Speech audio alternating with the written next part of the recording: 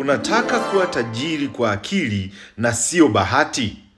Basi kitabu cha Intelligent Investor cha Benjamin Graham kinafundisha siri ya wawekezaji wenye akili kubwa duniani. Hiki kitabu hakifundishi jinsi ya kupata utajiri haraka, bali jinsi ya kulinda na kukuza pesa zako kwa akili. Haya ndiyo mafunzo matano ambayo yapo kwenye hiki kitabu. Funzo la kwanza ni kuwa mwekezaji sio mcheza kamari. Mwekezaji huwa anachunguza thamani halisi ya kitu anachotaka kukinunua.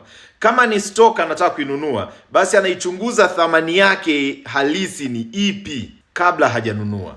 Mcheza kamari huendeshwa na hisia na tetesi za soko linavyoenda. Ili kuwa na margin of safety, nunua hisa au mali wakati zimepungua thamani yake, ili hata mambo yakienda kombo hupotezi sana.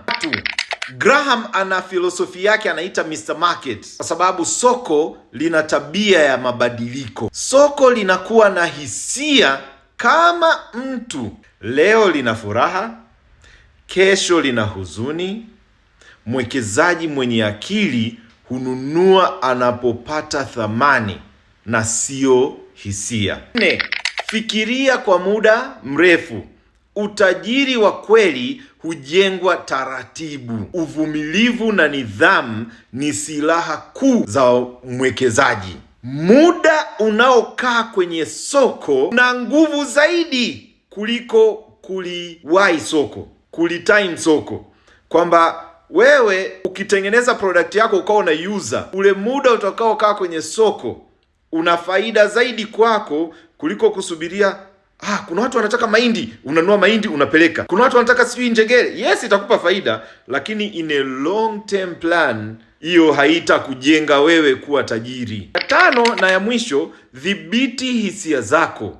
Adui mkubwa wa mwekezaji sio soko, ni hofu na tamaa zako mwenyewe.